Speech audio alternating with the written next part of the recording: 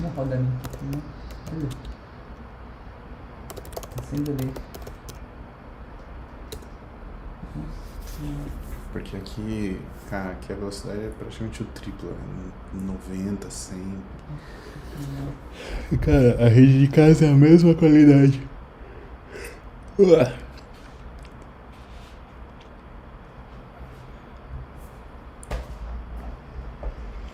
Veja a resolução do vídeo. A resolução atual, 1024, 640 não é ideal. Cara, que saco isso. Qual que é a resolução ideal? É uma porcaria. O cara te fala, você tem um problema. Ele te ajuda a resolver? Não. Tipo, dane-se.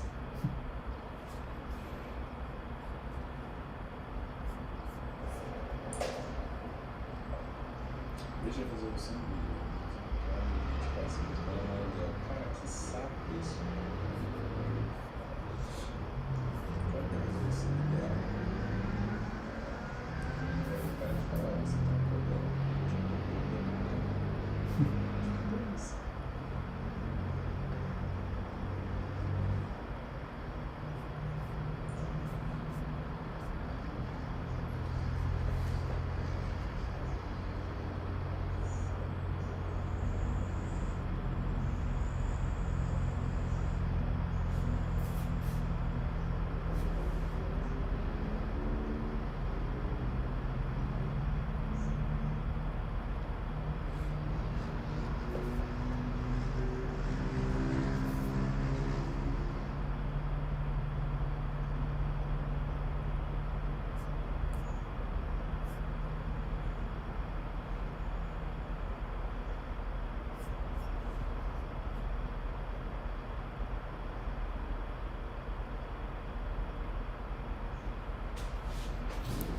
Vou pegar um café e a gente já começa.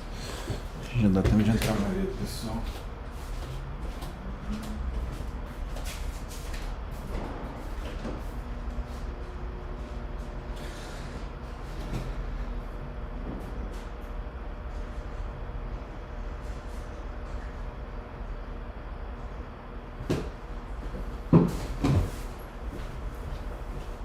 Se você confunde uma mesa, vamos fazer besteira. Semana que vem vai ser o pessoal do Zoom.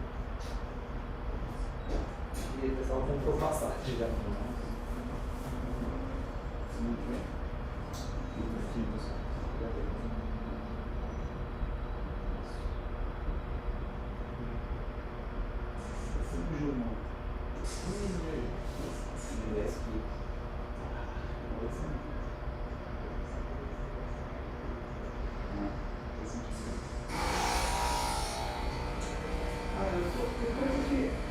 Eu não estava fazendo tanto legal.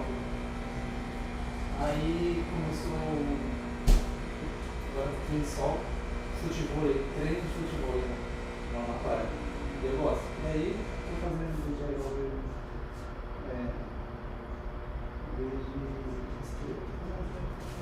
Aí tá me ajudando, ensinando. Tem peso assim, né? De uma vez. Não tenha dúvida. Ai, ai.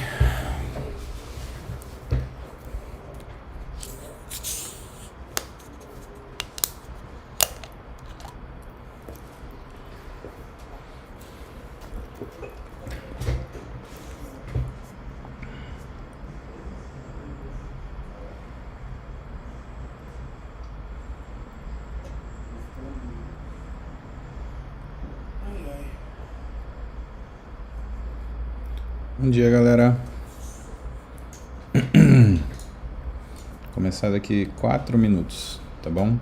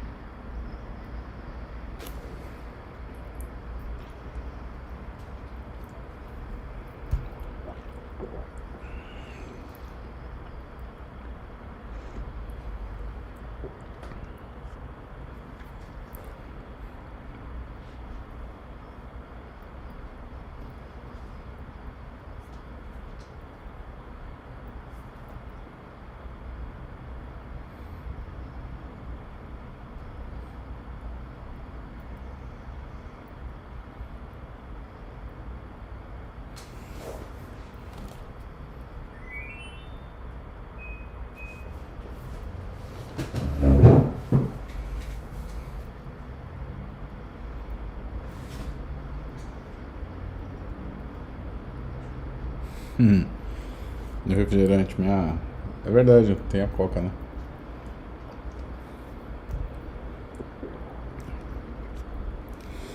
E vocês iam gostar de ter aula com o professor Vilar, professor Lúcio Vilar.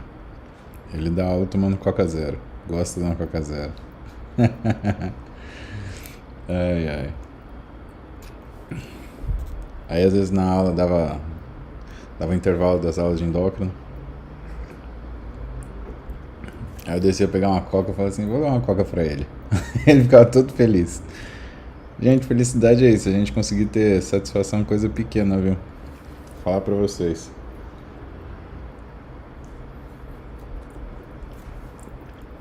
E quando a gente dá aula por muito tempo, assim, cursos longos, né? Ou coisas pequenas assim, né? De você ter um pouquinho mais de conforto, tem um efeito absurdo no que é a nossa disposição. É uma bobeirinha, parece que você está no meio do deserto e alguém te esticou uma água gelada. Ai, ai.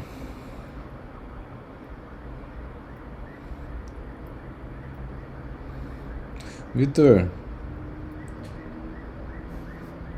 eu tô pensando, mas não por causa disso, tá? Porque eu tô aqui acordado no meu consultório, acordei cedo, fiz aeróbio cedo. E você tá aí deitado na sua cama ainda, enrolado no cobertor. Seu vagabundão, fez aeróbio hoje? Não fez, né? Tá ficando até com estria na bunda já, né? Então, você tem que acordar cedo também, caboclão. Quando você estiver na residência, você vai ver só, dormir é luxo, viu? Bom, 8h40, vamos começar. Seguinte, pessoal, etapa 8, então a gente terminou aqui, só para relembrar.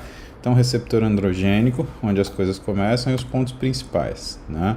Então, primeiro, existe upregulation de receptor androgênico quando você tem uma baixa quantidade desse receptor. Quando a gente vê isso? Eu dei o exemplo para vocês da adrenarca, né? Então, logo antes da puberdade, você tem um preparo desses receptores androgênios a partir de esteroides da suprarrenal, né? Então, lembrar que suprarrenal ela também produz androgênios, né? E na mulher isso é importante, porque praticamente 50% dos androgênios da mulher são produzidos na suprarrenal. E quando vocês forem estudar endócrino, vocês vão ver aqueles adenomas adrenais produtores de androgênio, que não é uma coisa tão incomum assim, né? E que provocam virilização. Que a gente tem que estudar por esse lado também.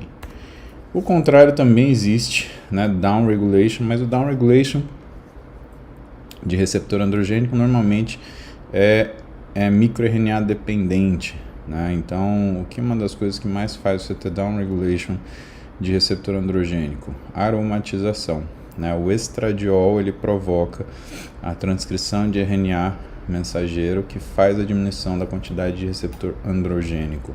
Por isso a importância de controlar o equilíbrio dos hormônios, não só as quantidades, né? Se tiver 30 mil de testosterona, mas tiver 100 de estradiol, você está perdendo receptor androgênico. Então controlar o estradiol também é controlar a quantidade de receptor androgênico disponível, tá?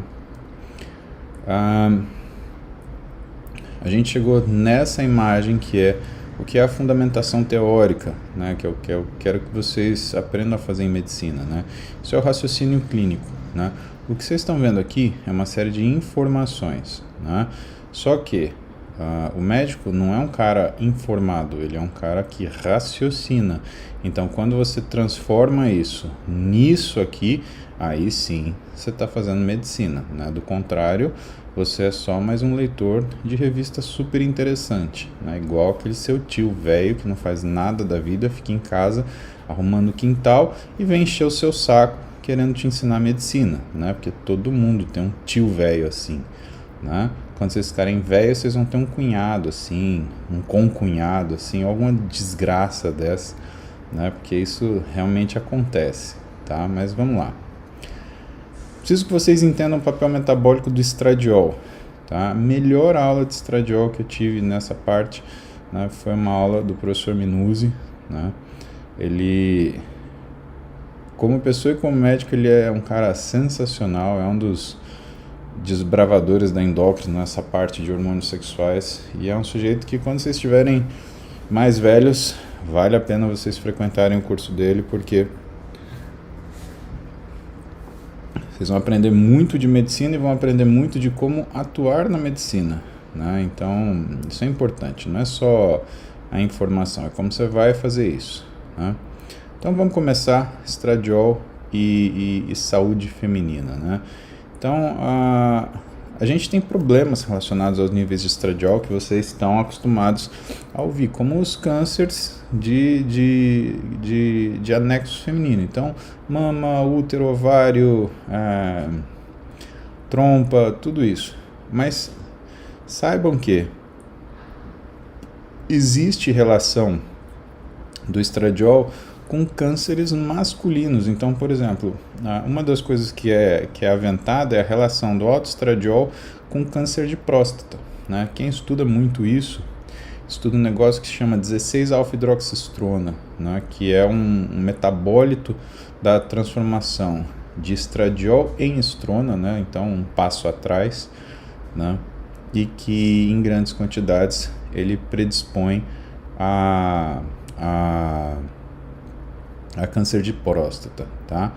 Mas tem outros, né? Então, câncer gástrico, câncer do sistema nervoso central, né? Câncer de tireoide, esquizofrenia, lúpus eritematoso sistêmico, né? Lembra que o estradiol ele é um grande mediador, né, de controle da nossa imunidade, né?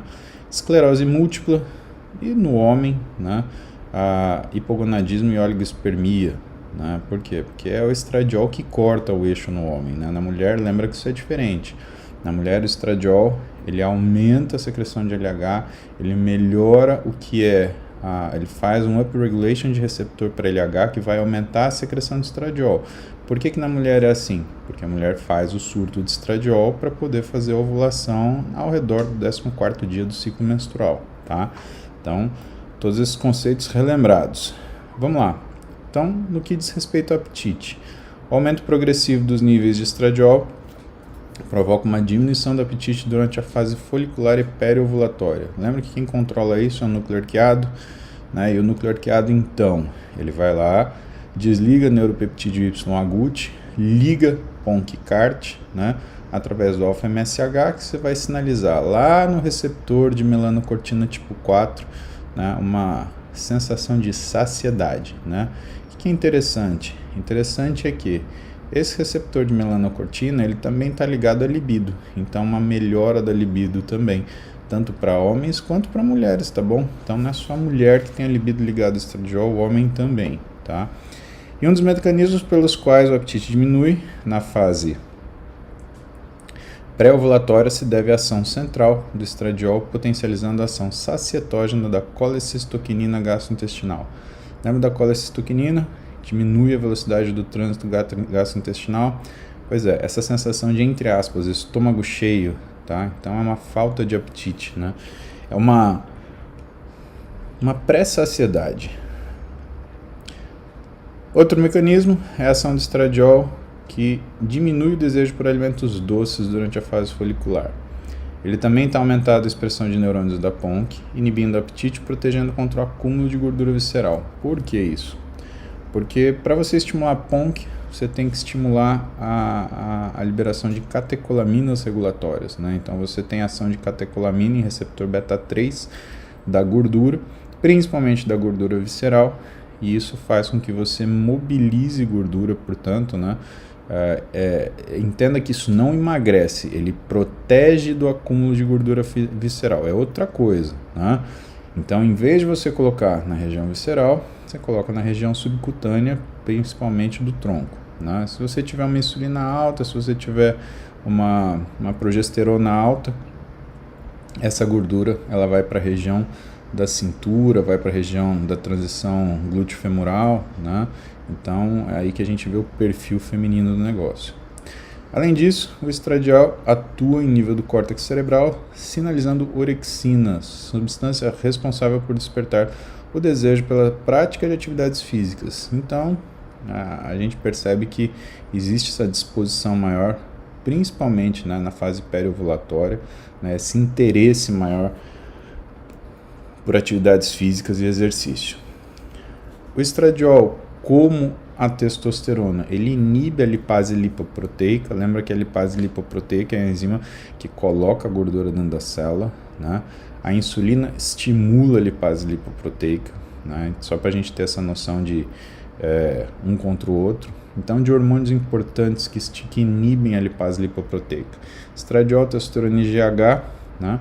E o mais importante de todos, a insulina, ela estimula a LPL, né? Por isso que eu falo para os malucos que quer usar insulina e que quer ficar com o físico mais seco, né? E acha que vai ficar mais musculoso. Mas você vai fazer isso, você vai ganhar gordura igual, né? Só que depois, para perder, né, vocês vão suar muito, né? E o estradiol também atua escurecendo as células gordurosas brancas, aumentando a expressão de UCP1. Lembra do CP1? Proteína desacopladora, que gera calor sem sintetizar ATP, aumentando energicamente o gasto calórico e diminuindo o risco cardiometabólico, tá?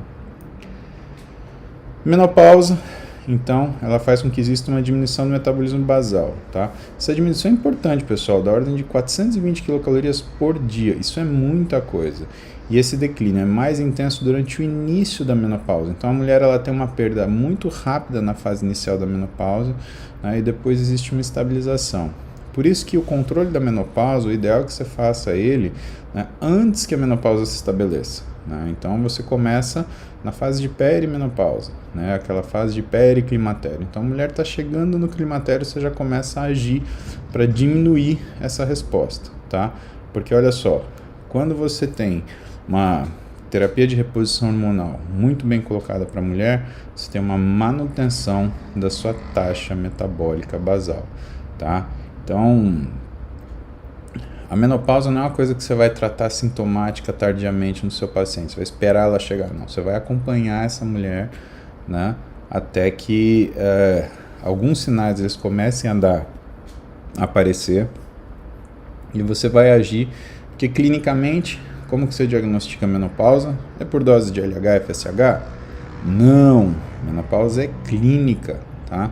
Então, uma mulher que ficou sem menstruar durante 12 meses, né, ela está oficialmente na menopausa. Ah, ficou 11 meses sem menstruar, menstruou. Não é menopausa.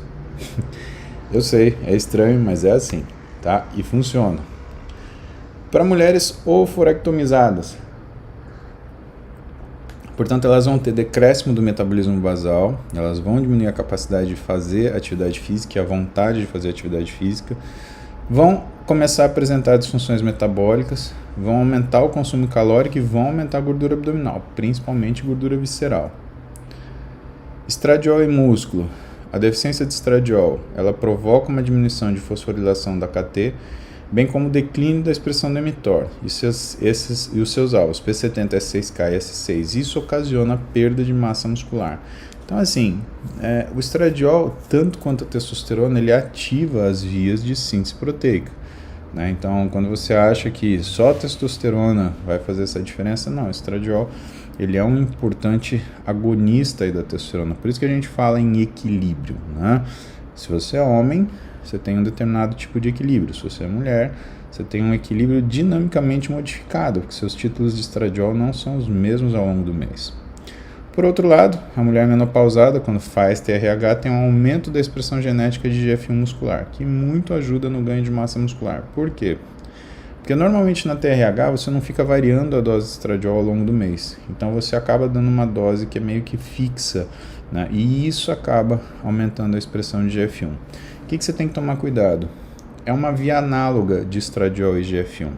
O IGF-1 que é bom é o IGF-1 muscular, mas você tem o IGF-1 sistêmico. Qual é o problema disso, pessoal? O IGF-1 sistêmico, ele aumenta a reserva de gordura. Ele é diferente do GH. Quem acha que usa GH para liberar IGF-1 está redondamente errado, tá? O IGF-1, ele é uma parte mais ou menos daquilo que a gente tem do nosso eixo somatotrófico, tá?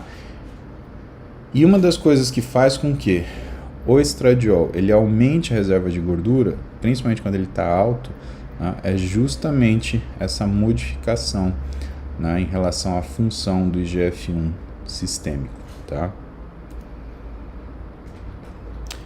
Estradiol, ele estimula de uma forma significativa o sistema endotelial, sinalizando o sistema amniocintase, promovendo a liberação de óxido nítrico que atua diretamente na vasodilatação, além de sinalizar rotas que levam à hipertrofia muscular.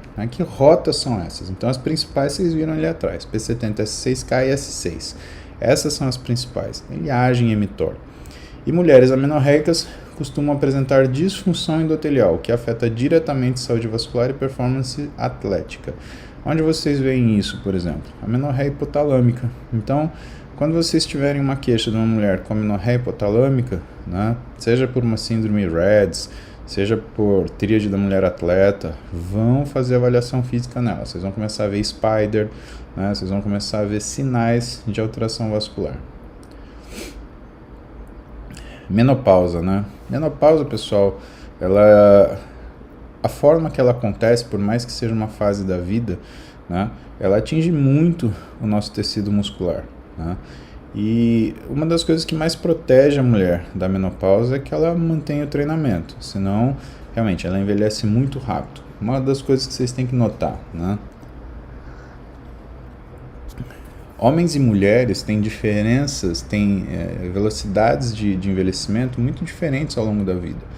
Então, se você olhar uma criançada que está lá no jardim da infância, você vai ver que as menininhas elas são mais altas que os menininhos.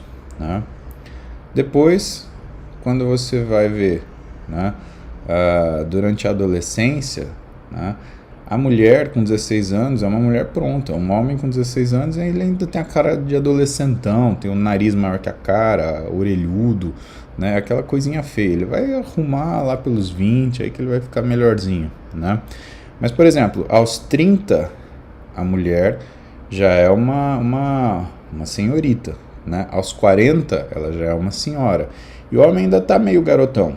E ele consegue segurar esse garotão até mais ou menos uns 50. Aí a coisa começa a sair do controle dele. Enquanto que a mulher aos 50 já é uma senhora. E muito daquilo a gente percebe em relação à função hormonal. Claro, nem tudo é vantagem. Homem morre antes. Então o que você vai ver? Você vai ver ou um bando de viuvinha na rua, É difícil você ver homem viúvo, não é? Muito mais fácil ver viúvo. Então, isso é uma realidade populacional, isso não é uma impressão. Então, escolha muito bem a mulher que vai estar do seu lado, porque você tem que lembrar que é a mulher que vai fechar teu olho. E é a mulher que você tem que olhar nessa hora fatídica, sem arrependimento, só com alegria. E assim, na melhor das hipóteses, você vai virar uma samambaia na mão dessa mulher. Ela vai te pôr no sol, te tirar do sol, te pôr no sol, te tirar do sol. Então, legal ser garotão mais tempo durante a vida, você provavelmente tem suas vantagens, mas isso não é uma coisa que a mulher não consiga contornar com treinamento. Qual é o grande problema? A falta de estradiol, ela causa uma aversão praticamente ao exercício. Então, um dos sinais do hipoestrogenismo é praticamente a aversão a fazer exercício. Coisas importantes. Então, estrogênios e androgênios, eles ajudam a manter a massa e a força, tanto dos músculos quanto dos ossos. O resultado, esses efeitos, eles resultam diretamente de associações com outros tecidos, e em todos os tecidos, o efeito dos esteroides sexuais são potencializados por sobrecarga mecânica. Logo, a deficiência de hormônios sexuais contribui para a osteoporose e sintomas sarcopênicos, e o envelhecimento celular e as disfunções mitocondriais eles têm uma relação muito próxima, porque, por exemplo, para você tocar a sua mitocôndria, você depende de estradiol. Então a gente falou, qual que é a coisa mais sensível da função mitocondrial que o estradiol ele ajusta? É justamente a função das proteínas desacopladoras, aquelas UCPs. A principal é o CP1 e o CP2. Quando você vai perdendo estradiol, você vai perdendo efeito de proteína desacopladora, sua mitocôndria vai envelhecendo, sua célula vai envelhecendo. Então isso é uma das coisas que provoca o envelhecimento. Preciso manter isso daí funcionando. Então, isso é uma das razões da gente propor a terapia de reposição hormonal. Lembrando que terapia de reposição hormonal é para quem para de produzir hormônio, né? Então, quando vocês vê esses caras aí com 30, 35 anos de idade falando, não, eu faço reposição hormonal, fala, nossa, cara, o que aconteceu com você que foi tão grave assim, né?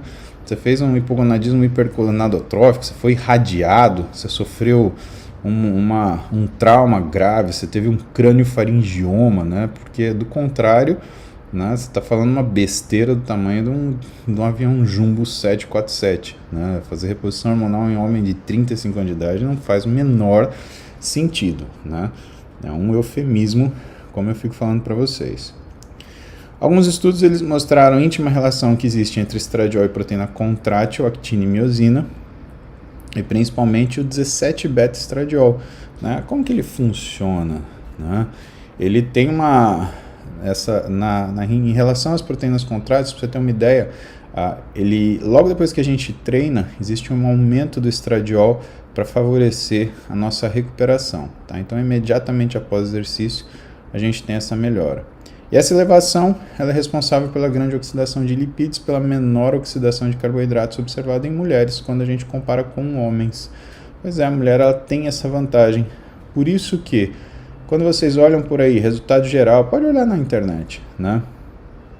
Essas dietas de restrição de carboidrato, elas funcionam melhor em mulheres do que em homens, né? E essa é uma das razões. A beta-oxidação, ela acontece melhor. A beta-oxidação, ela acontece melhor, né, na mulher. Portanto, quando você restringe carboidrato, a mulher responde melhor, o homem responde pior, né? Essas dietas de carb cycling, por exemplo, nas fases de aumento da quantidade de carboidrato, o homem reage melhor. Você vê o homem ficar com um físico robusto, né, cheio. A mulher não, a mulher fica inchada. Após o exercício físico, então, tem um grande aumento de expressão de receptor de estradiol no músculo esquelético. Esses receptores alfa musculares são responsivos aos estrogênios circulantes.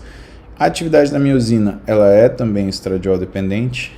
Os receptores, estradiol e seus receptores, atuam em células musculares esqueléticas, modulando o metabolismo de hidrocarbonetos e lipídios, e os receptores de estrogênio têm relação com força muscular através do IGF-1. Olha como é um looping complicado. Né? Então, a tua força, que depende de IGF-1, IGF-1 é do eixo somatotrófico, só que o eixo somatotrófico responde ao estradiol. Uma das coisas que o sujeito que vai lá e usa o esteroide, ele tem quando ele usa anastrozol, ele mata o eixo somatotrófico. Né? Então, ele tem duas razões para fazer isso. A primeira é porque altos níveis de testosterona vão inibir o GNRH, e o GNRH ele provoca a produção de GH na hipófise anterior. Então, você bloqueia isso. E o outro lado, sem o seu estradiol, você não estimula o eixo somatotrófico da parte do IGF-1. Logo, você tem uma recuperação muscular pior, logo, começa a existir uma progressiva queda da força. Tá? Deficiência de estradiol provoca diminuição da fosforilação do AKT, bem como declínio da expressão de mTOR e os seus alvos, P70, S6K e o S6. E isso ocasiona perda muscular. Né? Por outro lado, a mulher menopausada, ao fazer TRH, tem aumento da expressão genética do IGF-1 muscular, que muito lhe ajuda no ganho de massa muscular. Só repetindo isso, né, porque é uma coisa para vocês lembrarem. Né? Quando a gente vai pesar o uso de TRH, porque durante uma época, né, meio que pintaram o TRH como se fosse o demônio, né? Terapia de reposição hormonal como se fosse o demônio. E não é assim, né? Você sabendo titular, sabendo acompanhar, né, a coisa funciona bem. O que aconteceu então? As pessoas começaram a fazer, os médicos começaram a fazer protocolo. Lembra que eu falei para vocês, protocolo é uma castração da inteligência, tá? Então nunca não existe copiar e colar, tá? Em medicina. Existe você cuidar do paciente, né? E a pior coisa que você pode fazer em medicina é copiar e colar. Vai dar errado, não é que pode dar errado. E quando o pessoal começou a fazer esquema de terapia de reposição hormonal, né? Copia e cola, a coisa virou de ponta cabeça. Se vocês olharem o livro da doutora Ruth Klapausch, vocês vão ver que existem dezenas de formas de reposição hormonal. Reposição hormonal contínua, intermitente, com progesterona, sem progesterona, com progesterona no começo do ciclo, com progesterona no final do ciclo, né? Mas o que é muito difícil? O que é muito difícil é que quando você não acompanha uma mulher de longa data e atravessa com ela a fase do climatério, você desconhece o que é o comportamento dela em relação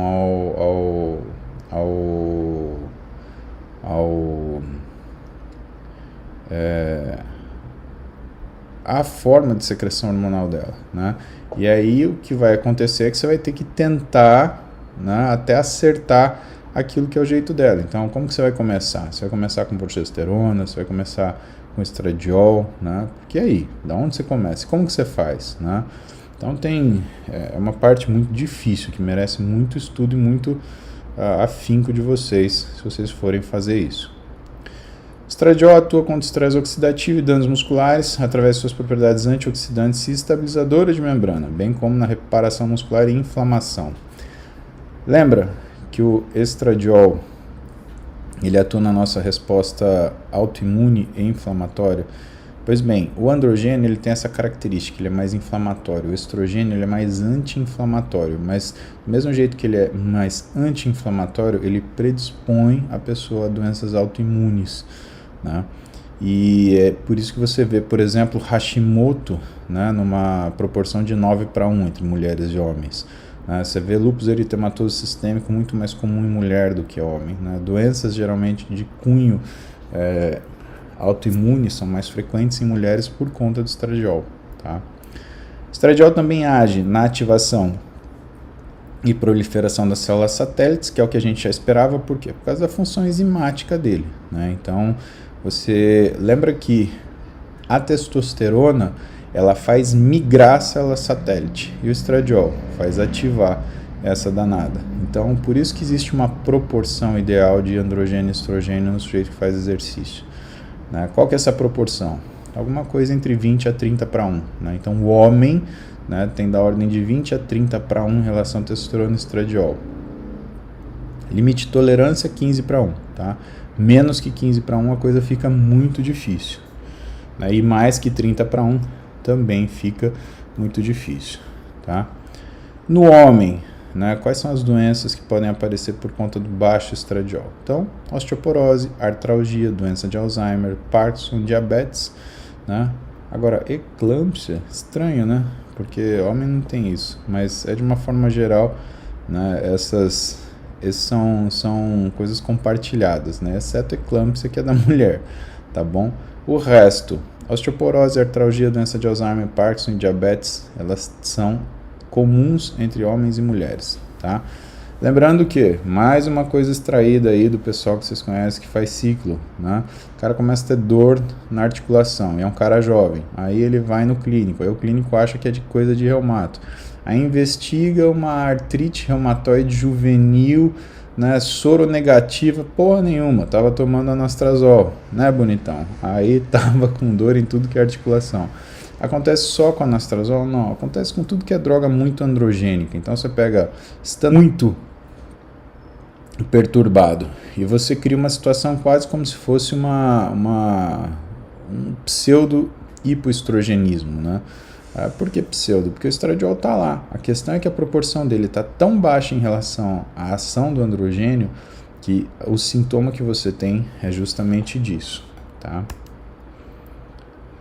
Estradiol e testosterona, então. Está mais que comprovado que a testosterona e o estradiol organizam e ativam circuitos neurais masculinos.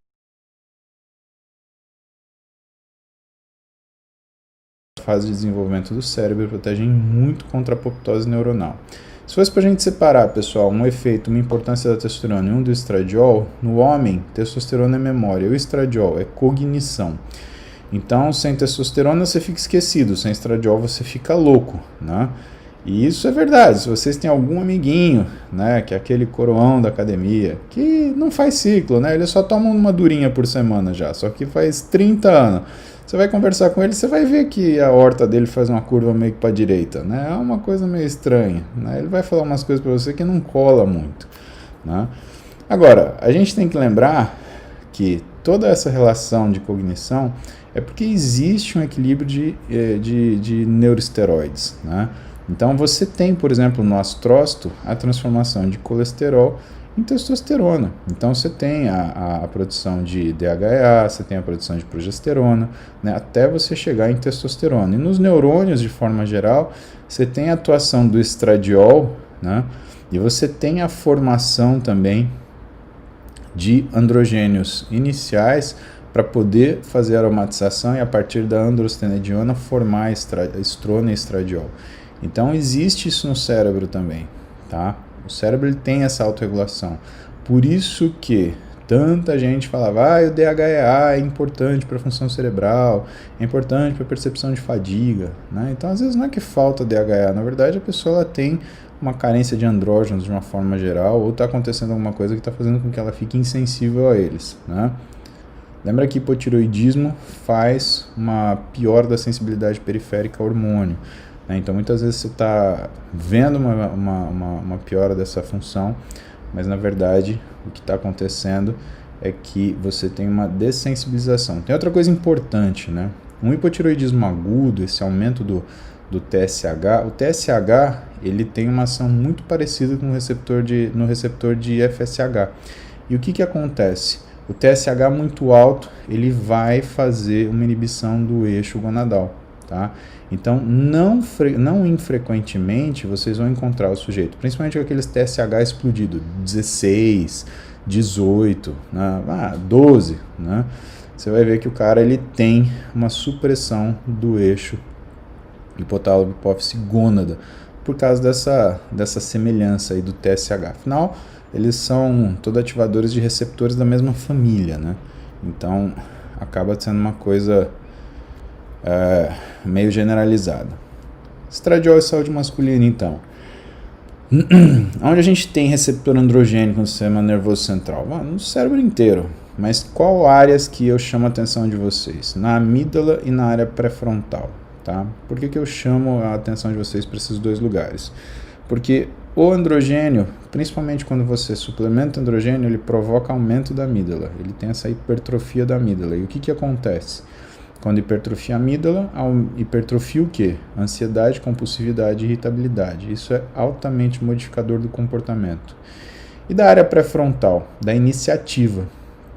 Então, por mais que seja importante, porque a área pré-frontal funciona como se fosse um simulador, né, o que acaba acontecendo é que a iniciativa fica muito descoordenada. Isso quer dizer o quê? Que o sujeito começa a ficar tendendo a fazer bobagem. Então, do mesmo jeito que ele fica mais short fuse, né, com a paciência curta, por quê? Ele fica mais ansioso, mais irritado, mais compulsivo, ele também fica mais impulsivo. Então, a gente tem que pensar nisso quando a gente atende um paciente que vem usando esteroide há muito tempo, né, mesmo que seja por reposição hormonal, porque é diferente. Mas Paulo, ele está lá nos seus 700 nanogramas por decilitro, nem é tão alto assim, é dentro do range fisiológico. Concordo com você. A questão é a seguinte, você não fica com 700 nanogramas por decilitro o tempo inteiro na sua circulação, tá? Você tem dois picos de produção do androgênio, um é matinal e o outro é vespertino. Você produz 2/3 da sua testosterona de manhã, 1/3 no final da tarde. Isso quer dizer que seus níveis de testosterona eles oscilam, porque a secreção também de gonadotrofinas é pulsátil. Então ela vai, sei lá, dos 700, do cara que tem isso, cai para 400, depois sobe para 600, depois cai para 300, aí sobe para 750 e assim vai.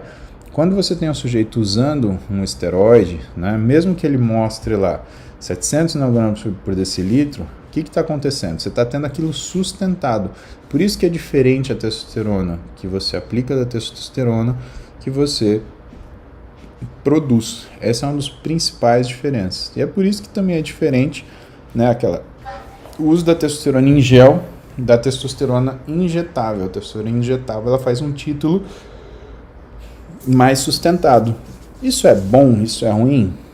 Então, isso é dependente de cada paciente. Cada paciente ele vai ter uma resposta diferente. Você tem que ser hábil para você perceber se isso está sendo bom ou não para o paciente, né? A habilidade do médico ela está nessa situação.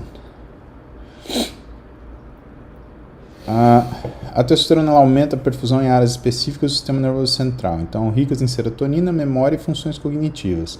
Função cognitiva é mais o estradiol, então a aromatização da testosterona que faz com que a função cognitiva ela melhore um pouco mais, tá? Mas memória, testosterona aparentemente é crítica para a memória, né? E lembrar que, como ela sensibiliza o receptor de beta-endorfina, tem uma relação muito próxima, muito íntima com a resposta serotoninérgica e a percepção da satisfação, porque você tem a letargia da serotonina, mas você tem associada a sensação de bem-estar da endorfina. Então não é uma imobilidade, não é que o cara travou de tanto que a serotonina funciona, mas é uma sensação de bem-estar, né?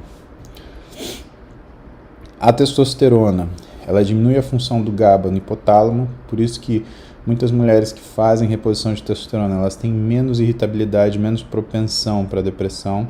Aumenta a expressão de serotonina no núcleo da ráfide dorsal, que também potencializa essa ação antidepressiva.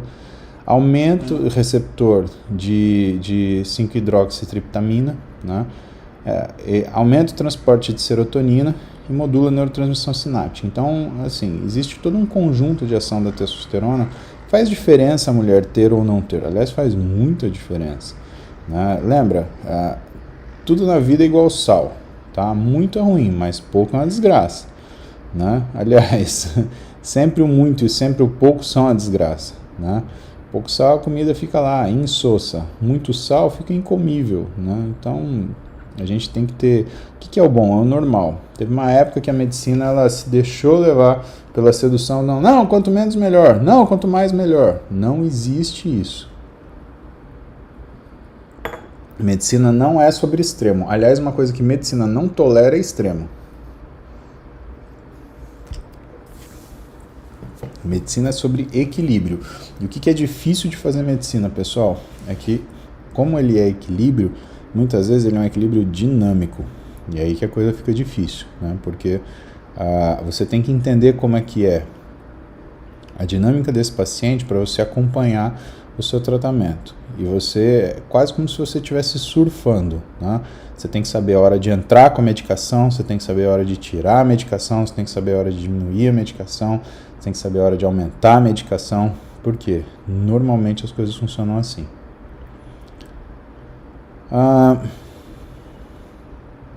Outras correlações, né? Áreas de memória, emoção e criatividade. Então é interessante quando o sujeito ele fala assim, eu estou aromatizando porque ele está mais emocional.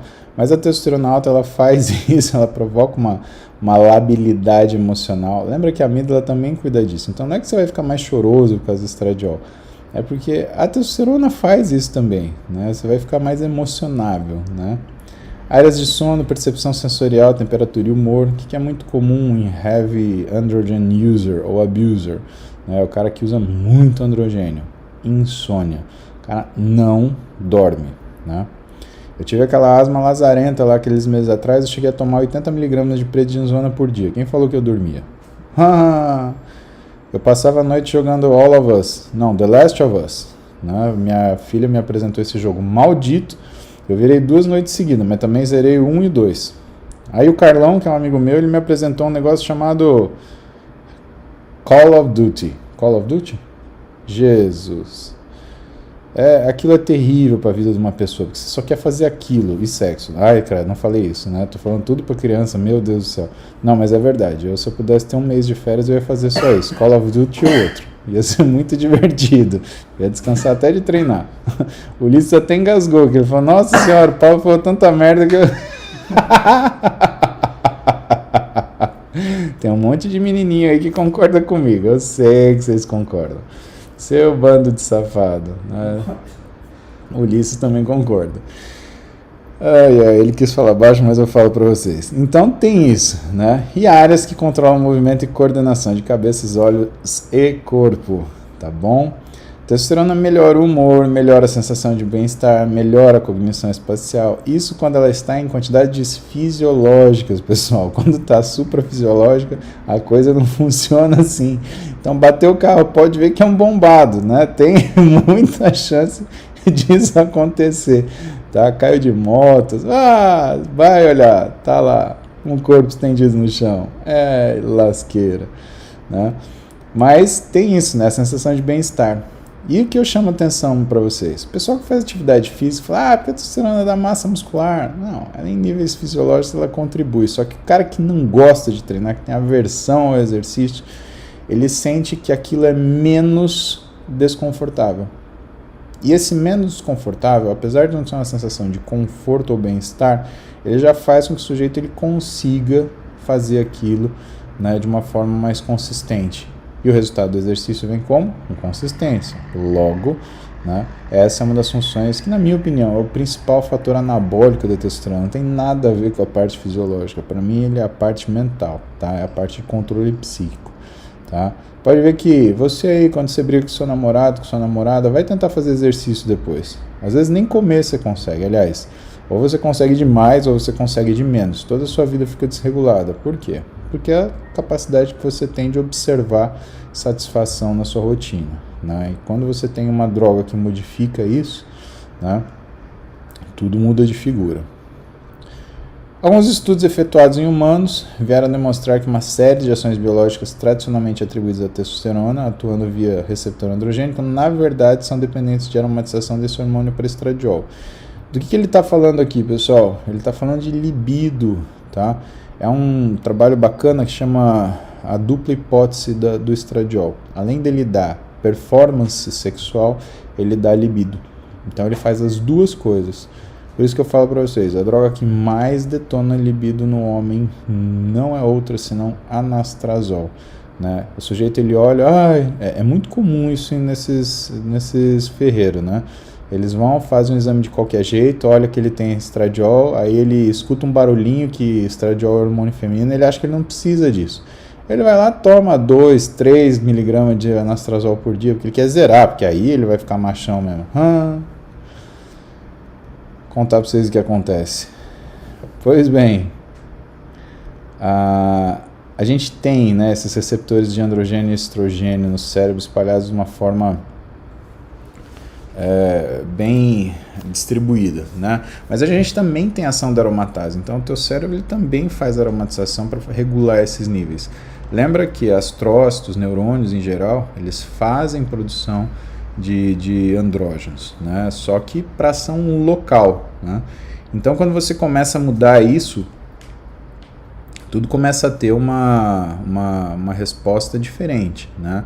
E é essa resposta diferente que a gente se preocupa, mesmo quando a gente vai fazer uma terapia de reposição hormonal. Por quê? Porque dificilmente você vai criar, né, perfeitamente ou recriar perfeitamente o que era a rotina, o que era o timing hormonal daquela pessoa prévio. E isso vai ter prós e contras, que é o que você vai manejar na sua clínica.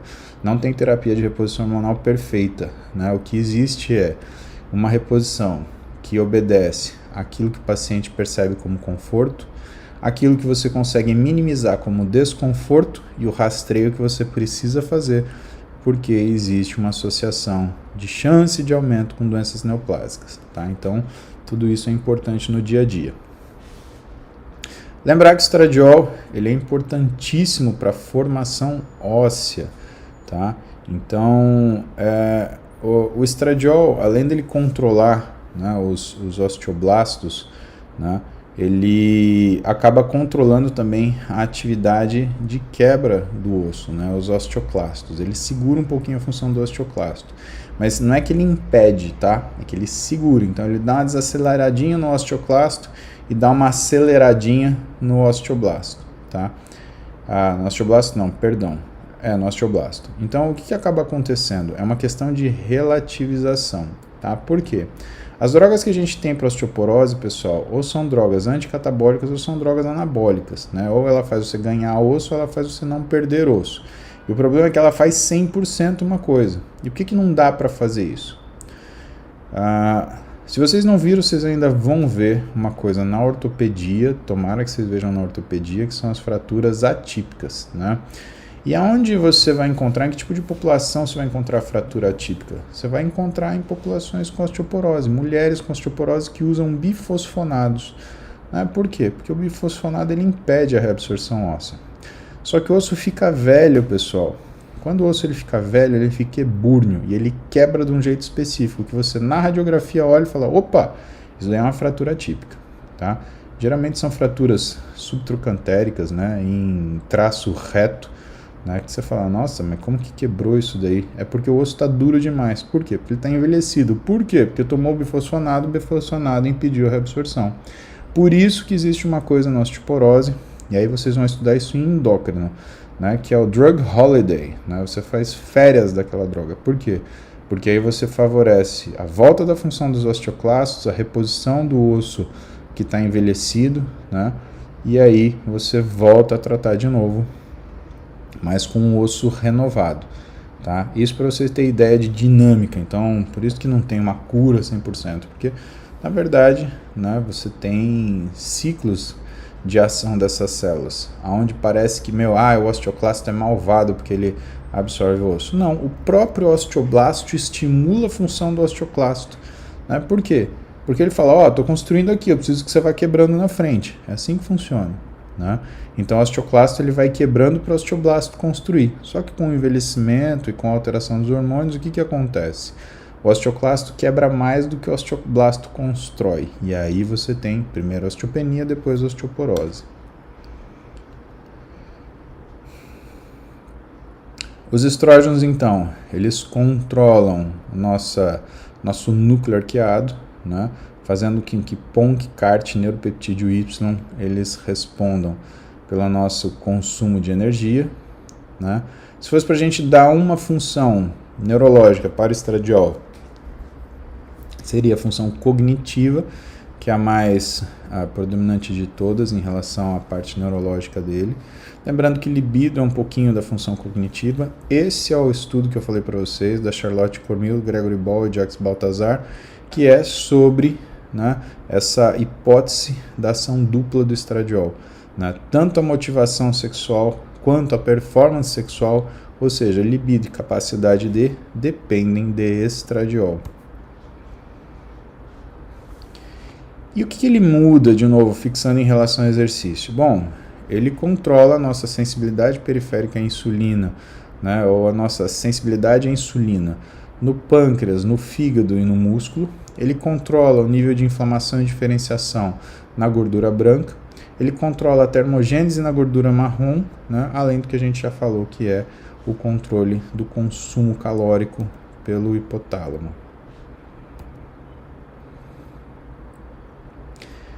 Lembra que eu falei para vocês da mitocôndria, né? A mitocôndria ela depende de estradiol para funcionar. Por quê? Estradiol é uma das coisas que faz com que você tenha funcionamento de UCPs, ou proteínas desacopladoras, principalmente 1 e 2, né? Elas são estradiol dependentes, então sem estradiol não tem funcionamento mitocondrial adequado, você perde função metabólica.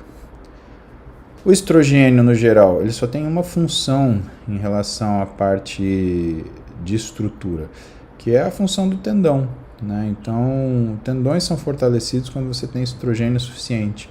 Então, esses desequilíbrios grandes de androgênio e estrogênio, que acontece principalmente no pessoal que usa esteroide, ele vai fazer uma ação muito importante, que é detonar a parte tendinosa desses caras. Por isso que vocês vão ver eles com cheio de tendinite, né? Mulher, como às vezes você tem uma piora muito maior do que o homem, porque a mulher tem um estradiol alto e uma testosterona baixa. Você põe uma testosterona alta e diminui o estradiol dela, que ela é dependente, né? Num físico que não é tão robusto quanto o do homem, o que vai acontecer? Vai acontecer lesão de tendão, né? O que tem de fator de igual? O homem ele é muito forte, portanto ele faz mais tração, apesar da mulher ser mais susceptível. Mas se a mulher tivesse a mesma força que o homem, provavelmente ela se machucaria mais, porque o dano nela é pior do que o dano no homem. Aí a gente tem que falar de recuperação gonadal no exercício, pessoal. Vou dar exatamente até 9h35. 9h35 a gente começa a falar disso daí e a gente manda bala adiante, tá bom?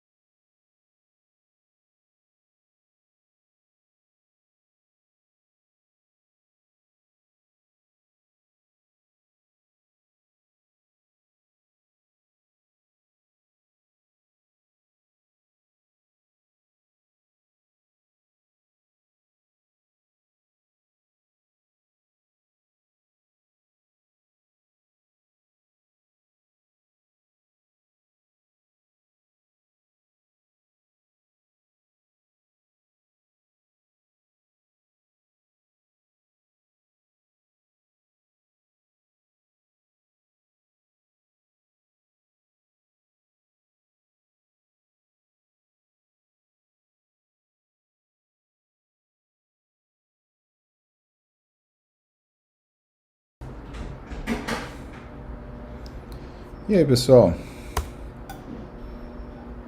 Vamos lá? Dei até 3 minutinhos de lambuja, hein? Então vamos lá. Vamos falar de TRT e recuperação gonadal no exercício, que é um tema que eu preciso falar com vocês porque é um tema complicado, é um tema difícil, né? E é um tema que muita gente relega para uma segunda importância e que, na verdade, ele é importante que a gente hoje, principalmente com essa grande profusão de métodos hormonais e muito desse oba-oba que tem feito por aí, a gente tem que saber cuidar, tem que saber tratar, tá? Então, primeira coisa, esteroides gonadais, né? Quando você entra com alguma medicação, todo esse equilíbrio que vocês estão vendo aí entre hipotálamo, hipófise anterior, células de Leydig, células de Sertoli, espermatogênese, né, nas gônadas, ele é perturbado, né? E isso não é só uma causa de alteração dinâmica na vida da pessoa de uma forma geral, mas isso também faz com que ela perca até desempenho, tá? Então, do mesmo jeito que eu falo para vocês que tudo precisa de um equilíbrio, no alto desempenho esse equilíbrio ele pode ser diferente, mas ele tem que existir, né? E às vezes ele é mais difícil ainda de ser atingido. Por que eu falo isso para vocês? Porque qual que é a diferença de você dirigir um carro a 60 km por hora numa rua de 4 pistas de você dirigir uma Fórmula 1 a 300 km por hora numa pista de corrida que tem mais ou menos umas 2 pistas de largura, né, normais? Total, né? Isso quer dizer que a margem de erro é muito menor. Então, assim é no exercício, né? Existe uma margem de erro muito menor e é nisso que a gente tem que se focar para entender o que é desempenho, tá? O hipotálamo, ele representa toda a necessidade de interpretação do ambiente que a gente precisa. Sem o hipotálamo, a gente não regula um monte de via metabólica necessária para a nossa vida e para o nosso conforto, para o nosso bem-estar. E quando você usa qualquer método que desliga o hipotálamo, ele não desliga uma coisa só, ele vai progressivamente, né, fazendo uma série de shutdowns, né, provocando uma perda da função que vai além daquilo que normalmente você consegue controlar. Por isso que é muito complicado você mexer com qualquer coisa assim. Pode ver que o hipotálamo, por exemplo, ele é regulado por emoção. Lembra que eu falei para vocês em relação da testosterona? Ela modifica a função da amígdala, então ela vai influenciar nas suas emoções. E quando ela influenciar nas suas emoções, você vai ter um hipotálamo que é modificado pela emoção que você está sentindo, que às vezes não é uma emoção verdadeira, né? Se você tiver muito sensível, né, porque você está aflorado por conta do teu nível hormonal, né, o teu hipotálamo vai reagir de uma forma diferente. E aí eu falo de uma coisa que é chata, ninguém gosta de falar, mas disfunção erétil psicogênica, né? Ela é muito mais comum, né, no paciente que usa esteroide. Por quê? Porque por mais que você ache que a testosterona vai te dar potência sexual, é o equilíbrio testosterona e estradiol que faz isso, né? Agora pensa o seguinte, você está lotado de testosterona, você está ativando sua amígdala é um órgão de ansiedade, você vai aumentar a sua ansiedade, aí você vai sair com aquela menina que você está querendo namorar há um tempão, né? E aí chega na hora, aquele nervosismo, você vai funcionar bem pra caramba? Não vai, né? Vai ter problema, né? E aí, qual é o maior problema? O maior problema é que é de fator psicogênico. Então não tem um remédio para tratar nisso, né? Viagra, Cialis, ele te dá uma resposta mecânica, mas ele não chega nem te permitir penetração. Então você não consegue tratar isso no tapa, né? E vai terapia, viu? Porque a primeira vez que você fala, negão, depois vai ficar difícil consertar as coisas, né? A sua autoconfiança vai pro buraco, você vai ficar mais e mais ansioso cada vez mais, né? E é que nem crise de asma, só de achar que você tem a crise você já começa a ter problema, né? Só que aqui o negócio é diferente, então tem que tomar cuidado com isso, né? Eu falo no bom humor porque Se a gente for chorar por tudo de ruim que pode acontecer com a gente nessa vida, a gente passa a vida chorando, pessoal, né? Sem dúvida nenhuma. Você vai dividir sua vida entre choro e desespero, aí não dá certo, né? Não estou falando para vocês que vocês têm que ser reckless, né? Que tem que fazer, sei lá, fechar os olhos e sublimar tudo que é ruim, né? E não enfrentar. Mas aquilo que é ruim você tem que crescer, e aquilo que é bom você tem que aproveitar. É assim que funciona o segredo de você ter uma vida feliz e plena, tá? Pois bem, seguindo adiante aqui, né? Uma das coisas que a gente olha e está muito relacionada com o esteroide gonadal é o que a gente chama da tríade da mulher atleta, né? Então, a tríade da mulher atleta, em termos de conceito, né? Eu acho que é uma coisa que daqui a uns anos vai cair, né? Porque você já tem hoje o diagnóstico do REDS, né? O RED-S, né? Que é outro jeito que o pessoal fala, né? O Reduced Relative Energy Deficiency, né? Ou deficiência relativa de energia, que acaba sendo uma tríade da mulher atleta crônica, né? E você tem o overtraining, e isso está ficando cada vez muito mais definido, ou bem definido. Então essa coisa, esse pacotão que colocou a tríade da mulher atleta, né? Eu acho que ele vai cair, tá? Mas vamos esperar para os anos vindouros, né? Eu sou um advogado de que caia, né? Por quê? Porque a tríade da mulher atleta, ela não te define a cronicidade, e a cronicidade te define o tratamento. Então, se você tem uma mulher com REDS, você trata de um jeito. Se você tem uma mulher com overtraining, você trata de outro, né? Lembrando que na tríade da mulher atleta, uma das coisas que causa ou está relacionado a ela é o transtorno alimentar. E transtorno alimentar é sério, né? Ele pode servir como fator gatilho, ele pode servir como fator mantenedor, ele pode servir como fator promotor. Então, ele está muito ligado a essas alterações, essas desordens que acontecem em relação à capacidade de exercer a atividade física. A esteroidogênese é importante que vocês conheçam. E um dia vocês vão saber isso daqui de cor, inclusive as enzimas que fazem isso, né? 11-alfa-hidroxilase, 21-hidroxilase, né? 11-esteroide desidrogenase. Então vocês vão saber tudo isso. Mas olha só, o que eu quero que vocês saibam hoje? Deixa eu ver só uma coisinha aqui. Não, essa daqui mesmo. Eu quero que vocês entendam que existe uma racionalidade, existe uma harmonia na nossa produção de hormônio, né?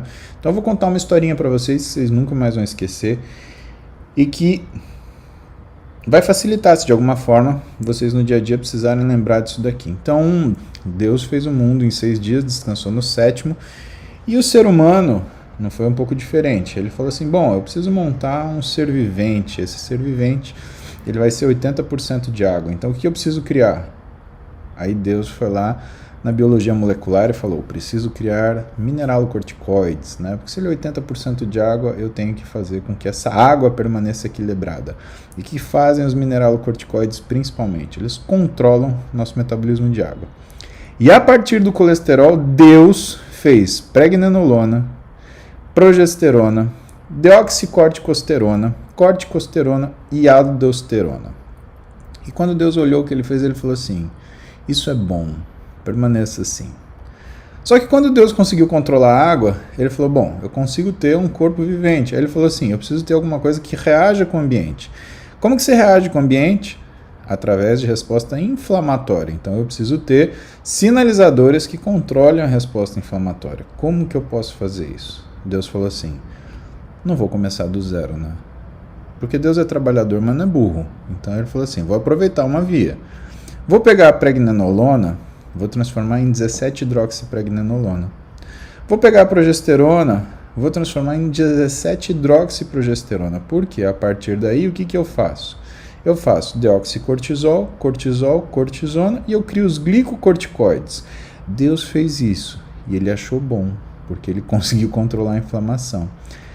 De uma forma geral, qual é a diferença entre todos os hormônios?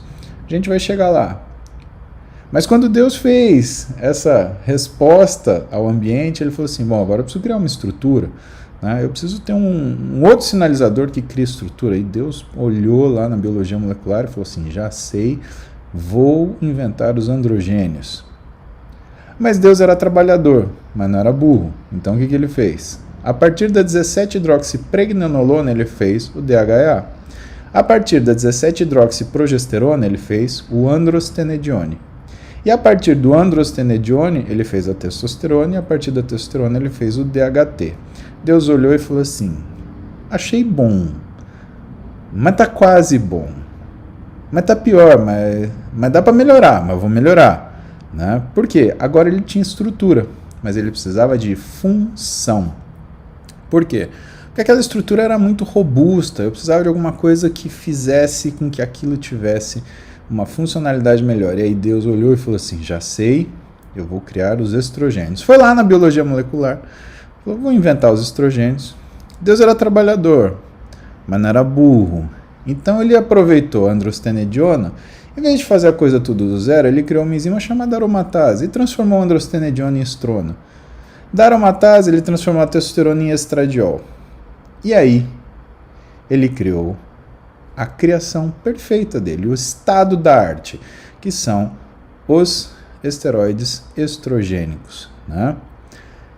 Estado da arte, então saiba, a mulher é o estado da arte. Né? E você vê que na sequência de produção de hormônio está o que, pessoal? Está a sequência da criação de Deus, né? Deus fez Eva a partir de Adão e não o contrário, né? Então a gente faz o estrogênio a partir do androgênio e não o contrário.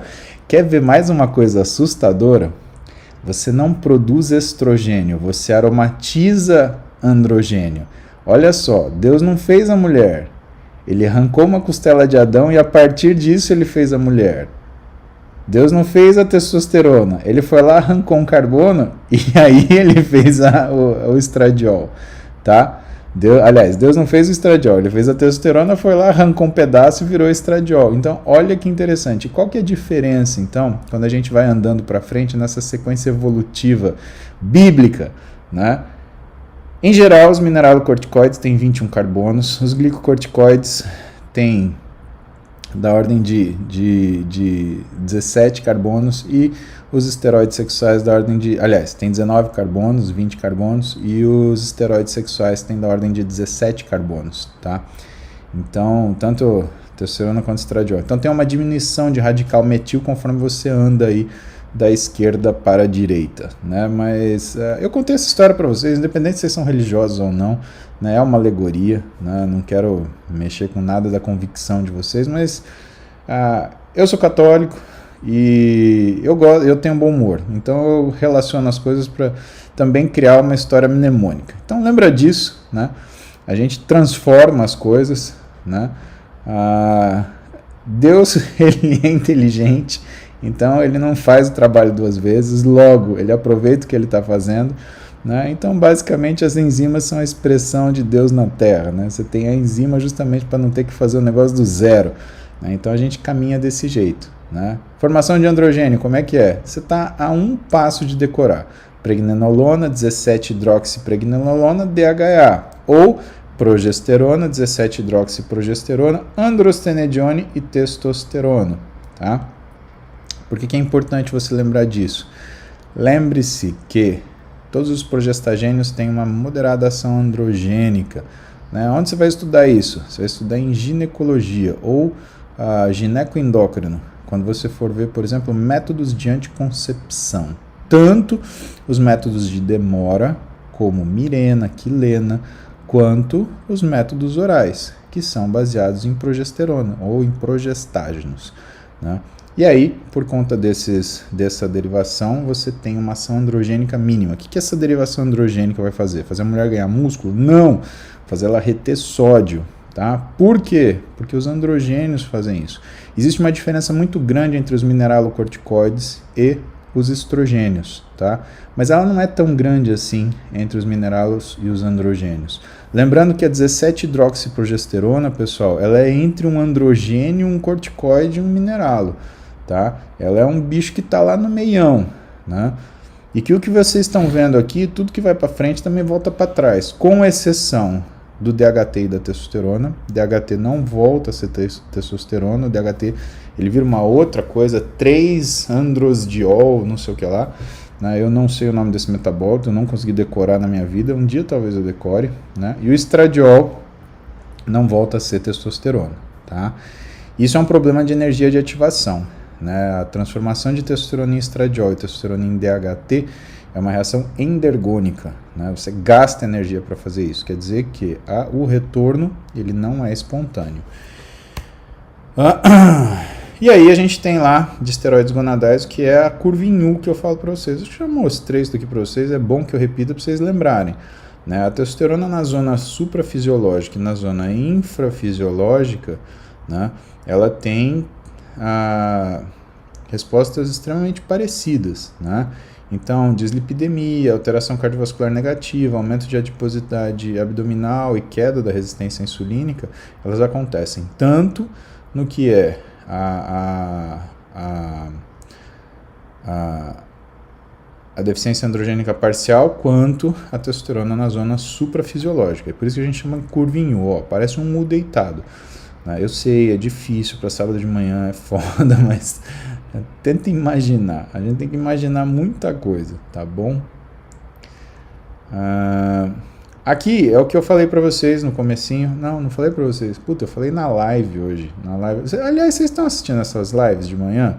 Né? Vocês estão fazendo cardio comigo? Vocês podiam fazer, viu? Faz bem. Aluno de medicina precisa de exercício cardiovascular, né, para aguentar o coração, né? Então vai lá, 7 da manhã, é que quando eu tenho atividade é às 6, né? Mas eu tô lá, 1 horinha de cardio em jejum, faz comigo, vocês vão ter maps todo dia, né? Só que vai ser perguntas e respostas, né? Vamos pensar, né, Ulisses? Pode fazer como é que chama aquele negócio, preferidos no Instagram? Dá para fazer isso, não dá? Você faz uma live só para pessoas que você seleciona. Amigos, né? Melhores amigos. Vocês querem ser meus melhores amigos? A gente pode pensar nisso, quem sabe. Aí a gente faz uma live só de pergunta de vocês. Mas vocês têm que fazer aeróbio, senão eu não vou fazer live porra nenhuma. E eu falei na live hoje de manhã exatamente isso daqui, né? Você acha que você vai ter uma testosterona gigantesca quando você faz exercício? Na verdade, não. Você tem um aumento da testosterona livre numa fase inicial, onde você diminui a afinidade dela pelas proteínas transportadoras. Só que depois que você treina, você tem um aumento da afinidade da testosterona pelo receptor androgênico. E aí o que acontece? A testosterona cai. Então, se você for dosar a sua testosterona depois de 30 minutos de terminado o exercício, você vai ver que a testosterona caiu em relação ao pré-exercício. Tá? Por isso que... E quanto dura isso? Pode durar 24, 48 horas. Então não adianta, você vai dosar uma testosterona mais baixa. Mas eu quero dosar ela alta. Tá bom, fica 2 semanas sem treinar e testa. Aí você vai ver uma testo alta, né? Você só vai ver teste de 700, 800 em gente que não treina, né? Homem que não treina. O tratamento com testosterona ele é eficiente para suprimir o que são as alterações induzidas pela idade que devido ao estresse oxidativo. Então é como se esse envelhecimento devido ao estresse oxidativo, a testosterona ela conseguisse melhorar, né? Ela consegue diminuir a expressão de miostatina, ela consegue diminuir a função de vias de apoptose de célula muscular, né?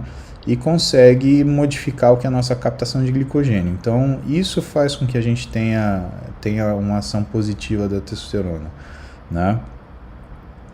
E também, né, a proliferação e diferenciação das células satélites, né? É que assim, essa parte de proliferação e diferenciação, a testosterona ela divide com o estradiol. Falei isso para vocês uns momentos atrás. A testosterona ela faz o quê? Ela faz a migração de mionúcleo, né? E a diferenciação e proliferação, aí já é uma questão da gente fazer, né, já é uma questão da gente ter essa ação compartilhada. Então aqui, mostrando para vocês a função da testosterona, né? A testosterona ela bloqueia a miostatina, então ela desbloqueia o AKT, ativa a fenda muscular, faz proliferação e ativação de células satélite, que provoca a produção de mioblasto e faz o crescimento muscular. Ao mesmo tempo, quando ela bloqueia a miostatina, ela bloqueia a via das caspases, da JNK e da P21, que são vias que provocam apoptose e impedem a proliferação celular, né? Algumas coisas que a gente tem que lembrar. Função tiroidiana, ela determina a sensibilidade periférica ao androgênio. Então, muitas vezes a função tiroidiana, ela causa sintomas de deficiência androgênica parcial. Quantidade de carboidrato na dieta também, por uma forma tanto da resposta calórica quanto por conta da função tiroidiana. Manutenção de restrição de sono, então você restringe o sono e permanece restringido. Você tem uma modificação na proporção leptina e grelina, tua leptina cai, tua grelina aumenta, e a leptina é um dos estímulos para você produzir GNRH junto com quispeptina, tá? Então, leptina alta aumenta a produção de esteroide sexual. Então, aquela história de quem não come na mesa, come na cama, é verdade, né? Ou quem não precisa comer na mesa, come melhor na cama, né? Por quê? Porque você saciado, você vai buscar isso em outro lugar, né? Tem uma piada besta, né, antiga, que fala que a diferença entre o namoro e o casamento é que no namoro você chega em casa, abre a geladeira, não vê nada interessante e vai pra cama. Né? E no casamento é o inverso disso. Eu não vou falar porque é muito deselegante, né? Mas acho que tanto para homens quanto para mulheres. Então, homens e mulheres, cuidem-se, né? Cuidem-se para que o seu parceiro não chegue em casa e olhe para a cama e queira ir para a geladeira, pelo amor de Deus, tá? Nível de déficit calórico da dieta, intensidade do exercício, volume do exercício, relação volume e intensidade com consumo calórico, né? Intensidade e volume de exercício, pessoal, acontece muito em métodos de purgação. Então a gente está falando aí de bulimia, né? A bulimia não é só enfiar o dedo na goela e vomitar. A bulimia também é tentar métodos de purgação de outras formas. Então existe, por exemplo, o uso e abuso de laxante, de diurético e de exercício. A pessoa fica 5 horas na academia, né? E mesmo quem vai fazer ortopedia da nossa turminha aqui, é importante saber o quê? Né? Você vai detectar em alguns momentos, você vai diagnosticar pessoas com lesões que vieram por causa de métodos de purgação de mulheres e homens bulímicos, tá? E que usam o exercício como esse recurso, tá?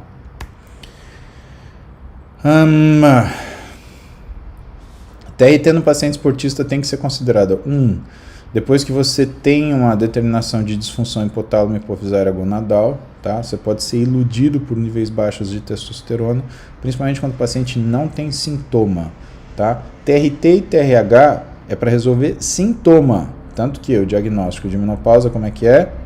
12 meses sem menstruação, tá? É um diagnóstico clínico, né? E a TRT a gente considera com sintomas.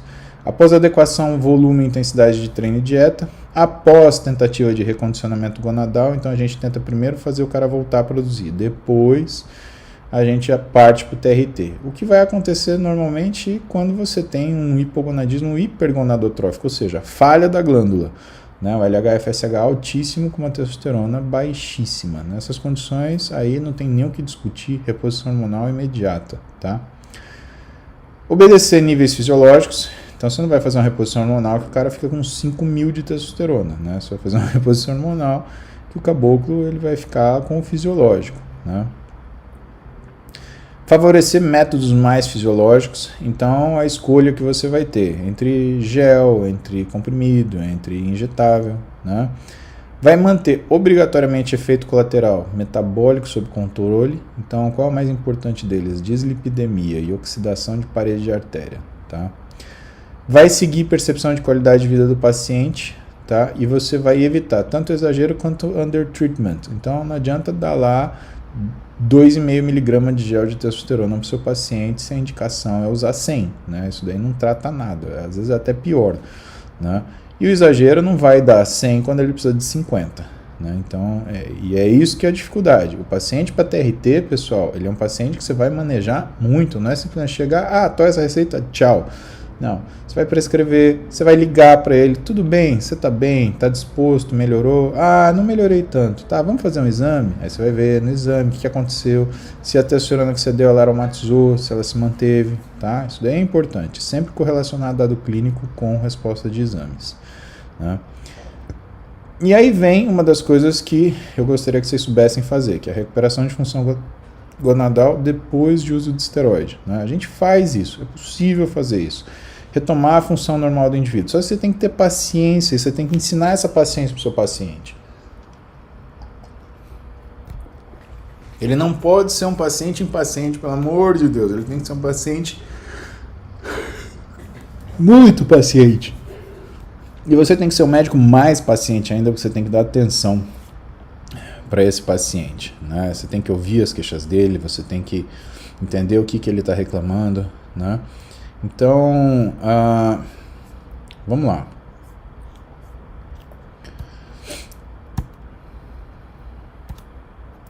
Então isso daqui é o que a gente tinha, né, em 1970, que eram os marombeiros da época, né? E que ninguém se importava, né? Isso é a pré-história da mídia social. A mídia social aqui era o jornal da cidade, né? Não tinha mais nada que isso, né? Era o cartão de visita. E hoje o que a gente tem? A gente tem esses demônios, né, que faz selfie e modifica no Photoshop. Né? Hoje é mais importante você tirar uma foto do que você viver uma experiência. Pensem nisso. Assistam agora, ó, de verdade, tarefa de casa. Vai assistir aquele vídeo que está no Netflix, né, sobre mídia social. Como é que chama, Ulisses? Você lembra o nome? Nas redes, não, deixa eu ver. Dilema das redes? Não, The Social Media Dilemma. O dilema da mídia social, acho que é isso. Vocês vão falar aí, verdade? Vamos ver se vocês vão falar aqui no coisa, né? A galera tá rindo ainda. Ó o Ettore, Liga Acadêmica do Coffee Break. Velho, que é isso? É que eu falei do MAPS presencial 2021 que eles achavam. Maneiro. Dilema das Redes, Marina Muti, ela assistiu o Dilema das Redes. Warner, Gabriela, todo mundo. Cara, a mulherada assistindo isso. A mulherada vai saber fazer recuperação de função gonadal e os homens não vão fazer. Que feio. Parabéns, meninas, tá? Então, assistam esse Dilema das Redes, tá? É assustador, mas é verdade. Assistam 2 vezes, tá? A expectativa é isso, né? Quem que é esse cara, pessoal? Quem que é esse maluco aí? Isso daí é 1940, 1950. Esse cara chama Steve Reeves, né? Ele que inspirou o Reg Park, que foi o cara que inspirou o Schwarzenegger. Ou seja, esse, entre aspas, é o primeiro fisiculturista do mundo, né? Então a gente costuma falar do Eugene Sandel, né? Que era um inglês que gostava de mostrar o físico, tarará.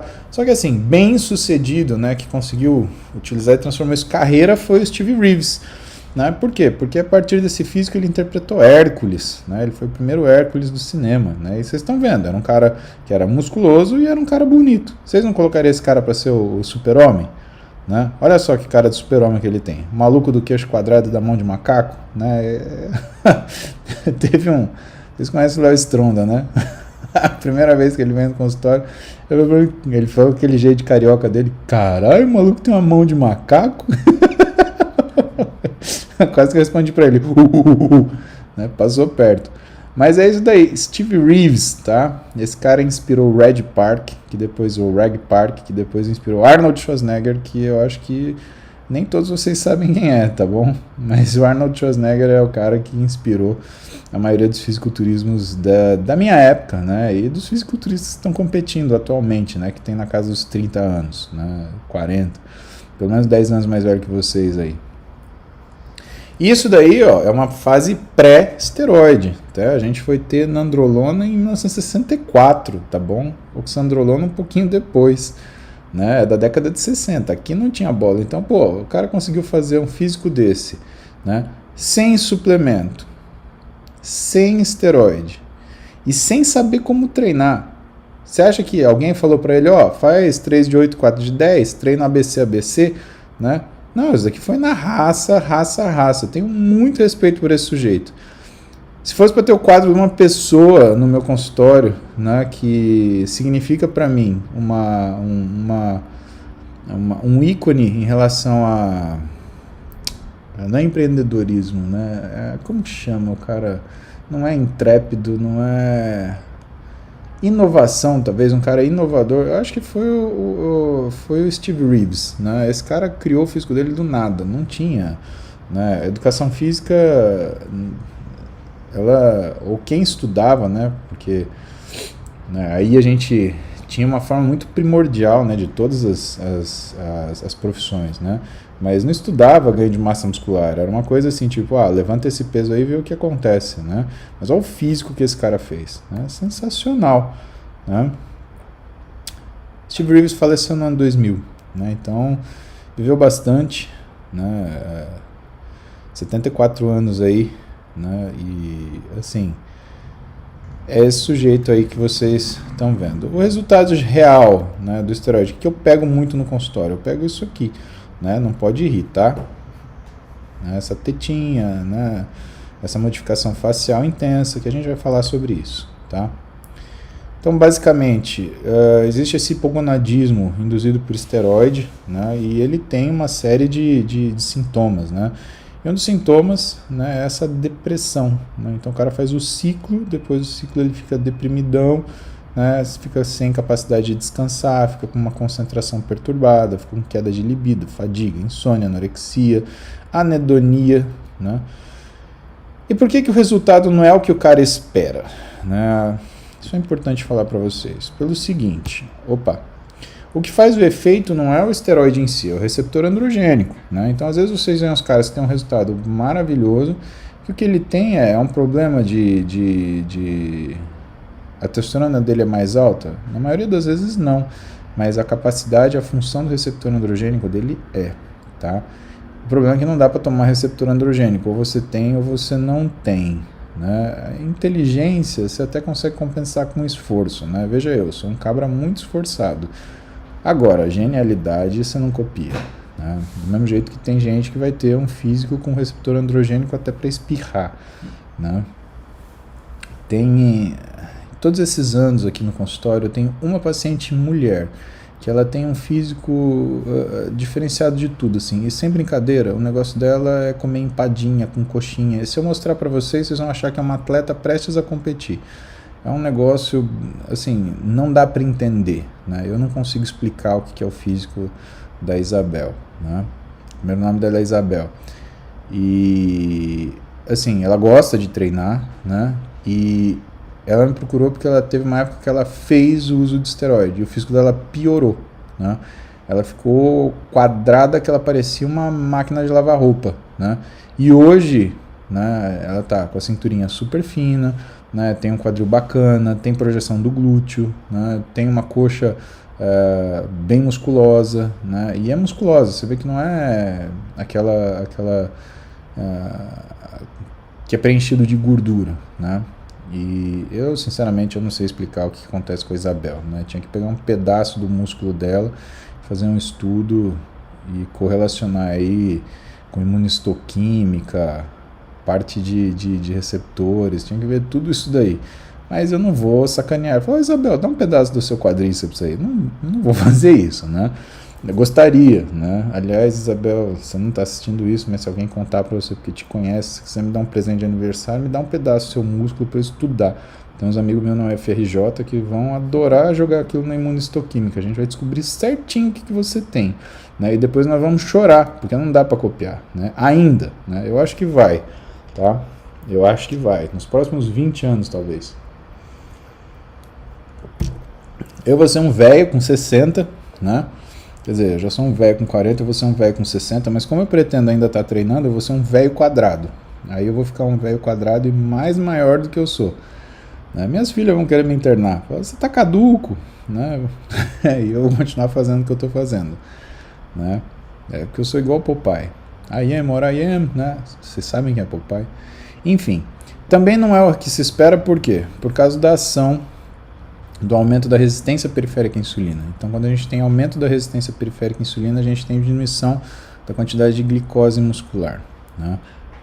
E por que tem essa diminuição? Porque tem uma diminuição da insulina muscular, né? Com a vasoconstrição, que a modificação da resistência à insulina provoca, você tem um desrecrutamento microvascular, com uma diminuição da superfície de troca microvascular, com uma diminuição, portanto, do transporte insulínico transendotelial, uma diminuição da entrega de insulina e, portanto, uma diminuição da ação da insulina, né? Então, essa sequência, por isso que você vê o cara ficar fordo, né? Ele fica parecendo aquela cara de traquinas, redondão, bolachudo, né? E por que não é? Por causa disso daqui. É isso que é a resposta que a gente chama de curva em U. Esse é o livro de um amigo meu, Lucas Caseri. O Lucas você conhece, não conhece? Lá de Santos. Estudou na Unimes, né? Então, Lucas se formou na Unimes, né? Esse é uma figura do livro dele, né? Mostrando o quê? Que que quando você, entre menos de 400 mais de 1.200 nanogramas por decilitro de testosterona, você tem efeito colateral, né? Então isso é complicadíssimo, né? E que o aumento de dose, por mais que ele aconteça, chega uma hora que você não tem mais aumento de peso, porque você chega aonde, né? A velocidade de síntese muscular, ela é lenta, né, pessoal? Agora, a dessaturação de líquido tem uma primeira fase, quando você está mais vazio, que é rápido, mas depois que você já inchou tudo que você podia inchar e virou um balão, não dá mais para ganhar peso, né? Só se você segurar o cocô, aí você fica pesado. E claro, né? Mesmo que você aumente as semanas do ciclo, a mesma coisa acontece. Você crava e nada vai para frente, né? Os esteroides orais mais comuns, a oxandrolona e o estanozolol, né? Então esses caras são os mais comuns. Vejam que o potencial anabólico deles é alto, mas o potencial androgênico é super alto, né? E isso em doses fisiológicas, tá? Em doses indicadas, não na supradose que os caras utilizam. Os esteroides injetáveis, a mesma coisa, né? Mas lembrando que as testosteronas, elas têm índices semelhantes à testosterona, então o cipionato, os blends, né? A única coisa que varia nessa situação é que você tem um tempo de ação diferenciado, né? E aí você tem a droga mais antiga e mais tradicional, a nandrolona, né? A decadurabolin, né? Que ela tem um pouco menos de percentual de potencial androgênico, mas tem um pouco mais de potencial anabólico. Só que olha que interessante, ela tem atividade progestagênica, tá? Então tem alguns estudos mostrando que ela tem até 22% de ativação de receptor progestagênico, que vai fazer o quê? Você enche, que nem uma pipa, tá? Mas a atividade estrogênica dela é baixa, né? Ela é 19 nortestosterona, né? Ela aromatiza menos que a testosterona, mas ela aromatiza. E por final, o demônio da trembolona, né, que é 500 vezes, né, de potencial androgênico e anabólico. Só que ele não é aprovado por FDA em humanos. E sabe que vocês dão risada? Ah, tosse da trembolona, tosse da trembotosse, né? O que é isso? Isso daí, pessoal, é microêmbolo que você forma quando você toma na hora que você injeta, né? Então você pode fazer uma TEP nessa hora. Se você pudesse medir o seu dímero D enquanto você está tomando a trembolona, você não ia tomar mais trembolona, né? Por isso que às vezes dá umas cagadas monstra com trembolona, tá? Então não mexe com isso não, meu conselho para vocês, né? E por que é um problema, né? Porque primeiro você aniquila o hipotálamo. Quando você aniquila o hipotálamo, você aniquila a hipófise anterior. Quando você aniquila a hipófise anterior, depois a célula de Leydig vai embora. Depois a célula de Sertoli, por final, a espermatogênese e a produção de testosterona no homem. Então isso vai caindo que nem um castelo de carta, né? Lembrando que para tirar a testosterona é difícil, por quê? Porque ela causa uma reação muito parecida de dependência, né? Então, como a testosterona ela causa a sensação de bem-estar, a retirada da testosterona ela causa uma sensação de mal-estar. Então é muito parecido com uma droga de abuso, né?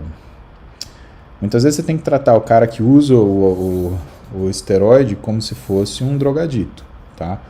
E você tem que ter essa noção, né? Principalmente mulher, porque a diferença do fisiológico e o que elas usam é muito grande. Então, esse caminho de volta é bem problemático.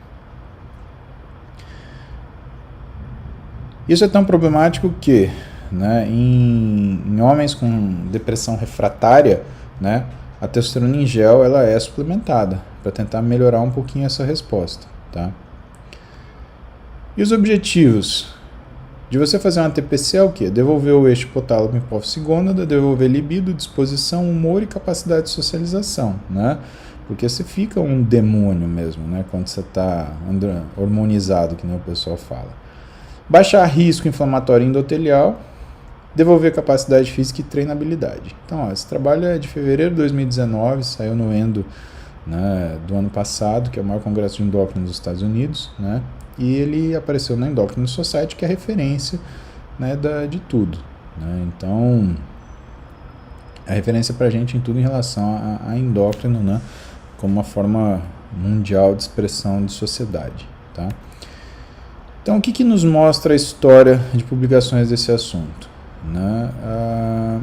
A gente tem trabalhos já mais antigos, né, E um dos que eu gosto de me basear é um trabalho de 2014 aí do Hahnemann e do Kovac, né, que são os caras que estudam isso há muito tempo, né? Então o que ele faz? Ele tem uma forma de tratar isso que leva em conta o uso de testosterona, a retirada gradual, né, o uso de SERMs, não SARMs, tá? SERM, então modulador de receptor estrogênico, tá? O modulador seletivo de receptor estrogênico, né? Usa a gonadotrofina coriônica, né, até que a gente note um aumento progressivo da testosterona, tá? Existe uma fase onde a gente diminui progressivamente o uso de testosterona, e essa fase, pessoal, aí eu falo da minha experiência, nunca use injetável, porque o injetável ele tem uma meia-vida longa e ele não é fisiológico, né? A gente usa o gel por quê?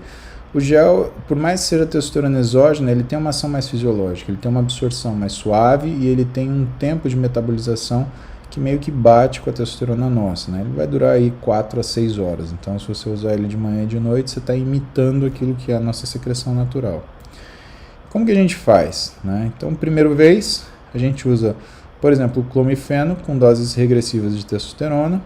O segundo mês, se houver falha na liberação de LH-FSH, a gente adiciona o HCG, mas tira a testosterona. O terceiro mês, só clomifeno. O quarto mês, metade da dose de clomifeno. E no quinto mês, a gente começa a retirar progressivamente o clomifeno e observar se o paciente ele tem a produção endógena dele, tá? No Endo 2019, eles citam uma outra coisa, eles citam o uso de sedativos ou antidepressivos. Por quê? Por conta. E o que eu quero hoje de vocês é que vocês tenham um ótimo final de semana, que vocês descansem, que na medida possível estudem, né? Claro, para vocês serem os melhores dos melhores. Eu ia gostar muito de saber que isso está acontecendo, tá bom? Beijão para vocês, fiquem com Deus, né? E descansem, tá? A gente se vê.